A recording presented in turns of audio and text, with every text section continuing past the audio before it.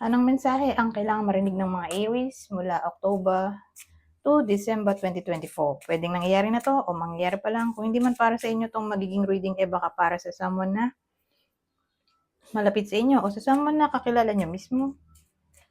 Baka may lumabas na gender mamaya, gawin nyo na lang energy, masculine at feminine energy. Hindi ko alam kung anong lalabas, kung positive ba o negative ang magiging reading, depende sa kung anong mapipick up kong energy mamaya. Kung hindi mag-resonate sa inyo to, edi adjust nyo na lang ang video, hanapin nyo to. Kung hindi pa rin, edi dito na. Ito ang last deck natin. Advance Happy Halloween. Nga pala. Para sa iba sa inyo. At Merry Christmas na rin. Kasi ano to October to December reading. So, magsimula na tayo. Anong mensahe?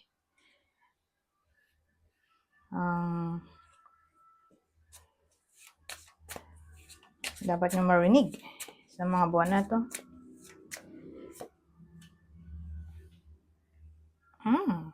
King of Bats at Wheel of Fortune. Well, ang dating sa akin sa spread na to, mga lalaki lang ha. Ito lang sa spread na to. Lalaki lang yung tinutukoy ko. Lalaking single o widower. So, kung ganun yung nanonood, o ito yung person nyo, suswertin sila. Okay? Magiging lucky, blessed, prosperous. Ang tatlong buwan na to para sa kanila, October, November, December. Magiging somewhat lucky sila. Baka magkapera o siguro may mamamanifest sila o may wish na maaaring magkatotoo. So, sa madaling salita, magsasaya ang lalaking to. Single o widower. So, widower ay biyudo. Okay? Magiging somewhat fortunate siya. O, sabihin natin may gusto siyang magbalik sa buhay niya. Pwede rin naman. So, kung sino man yung pwedeng gustuhin ng lalaking to, na single o widower, na someone from the past, baka ma-manifest nila nga sa 3 buwan na to. Baka magbalik yon. So, kuha pa tayo. 8 of Pumpkins at 5 of Bats. Well, sa topic naman ng work, beware. Sa 3 months na to kasi may someone na sneaky dito. Somewhat deceptive.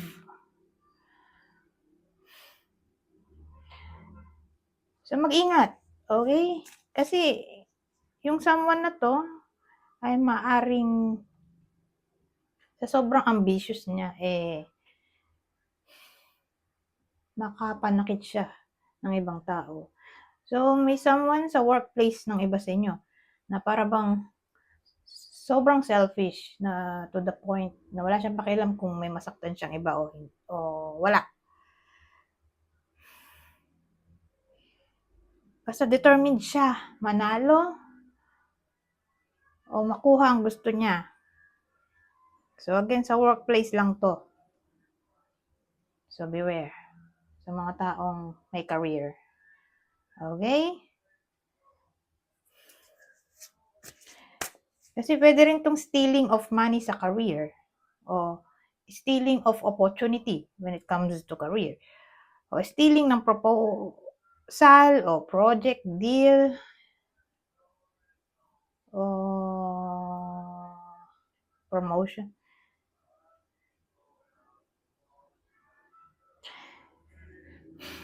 So, ganun lang dating sa akin. Na para bang madi-disappoint ang iba sa inyo.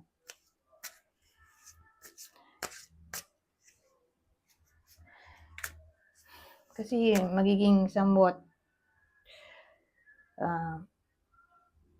conflicted yung surrounding o environment na prone sa tension. Well, anyways, Ibang scenario na tayo. Dito na tayo. Ibang energy pa na pwede nating ma-pick up dito. So, may merchant tayo. Priest. So, ano naman ito? Merchant, priest. Well, kasi may merchant tayo eh. So, career na naman to.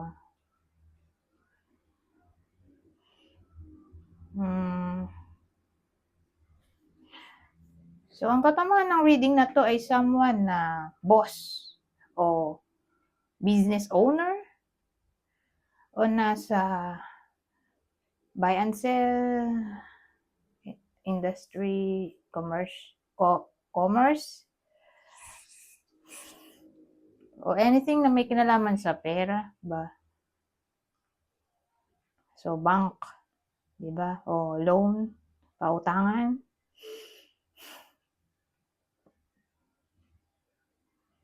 So, sabihin na lang natin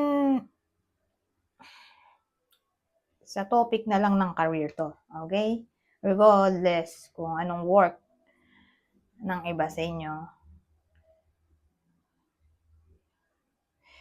Kasi may problem tayo, may prison tayo dito. Na para bang may iba sa inyo na maaring mabankrupt. Aha.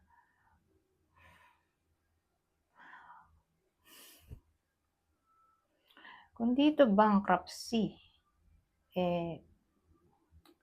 parang may kailangan silang i-sacrifice o i-let go. For some reason. So again, sa topic ng career, eto, nag-ano sila parang nagdidikit.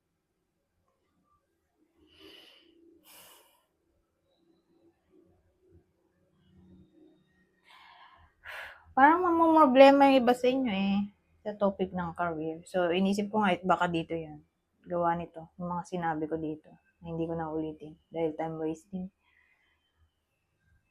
O baka naman, ang problema iba sa inyo due to bad habits na hindi ma-avoid. So, bad habits, ano bang maiisip mo pag work?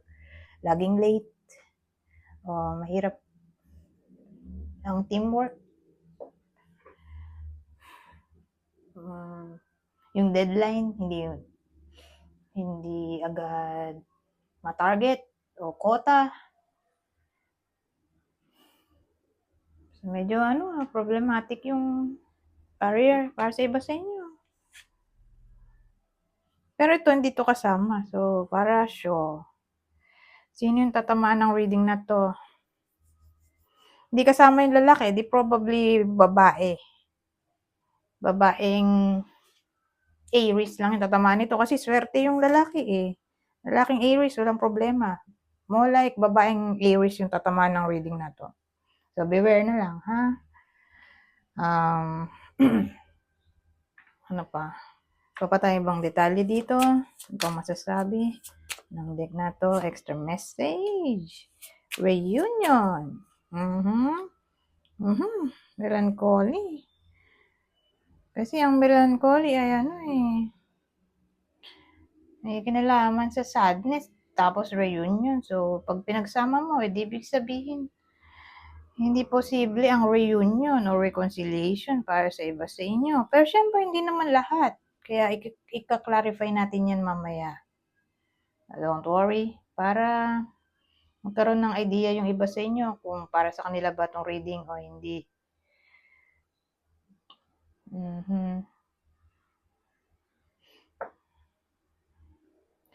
So,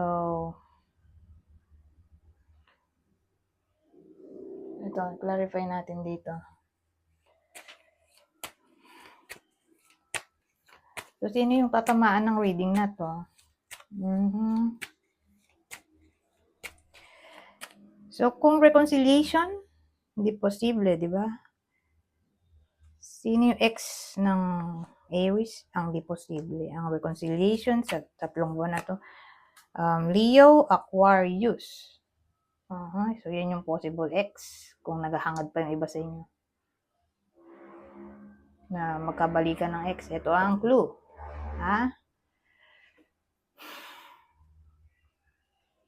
Pero kung friend, sabihin natin friend, hindi posible kung ganito ang sign, isa sa earth sign, Taurus, Virgo, Capricorn, o Cancer.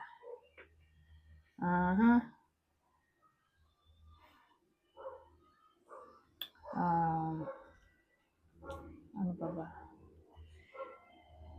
Sabihin natin meeting, reunion ng magkakaklase, magkakaibigan, gathering ba? Baka hindi matuloy. Parang sabihin natin traveling. Kasama tong mga grupo ng tao na, yun nga, magmi-meet ulit. Sa tagal ng panahon na hindi sila nakita, mag-meet sila. Pero mukhang makakancel o mapopostpone kasi may problema dito, melancholy. Na para bang magkakaroon ng difficulty.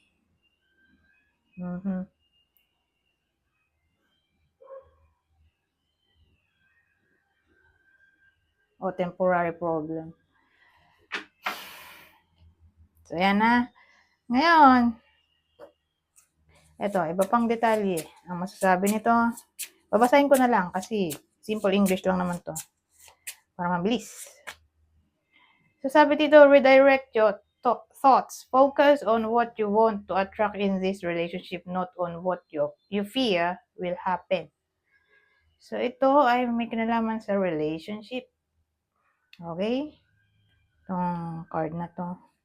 So, kunin nyo lang info na sa tingin nyo ay fit sa sitwasyon nyo. Ito, pangalawa, express your love. It is important to let people know that you love them. You have nothing to lose. It's important to let people. Siguro in general na to. Whether single o in a relationship. Parang sa pangkalatang tao na to na parang advice na i-express ang love. Okay? Sabihin natin sa magulang, sa anak, sa kapatid, sa friends, sa workmate, etc.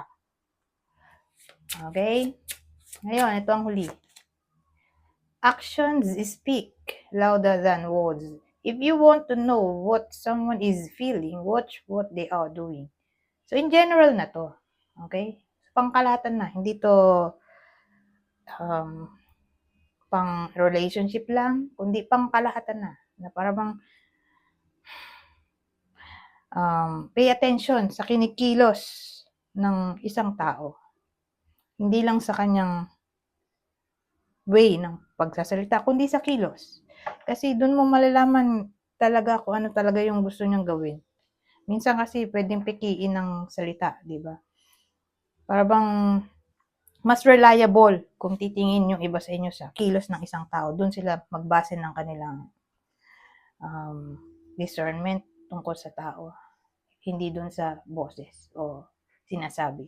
Anyways, hanggang dito na lang. Goodbye for now.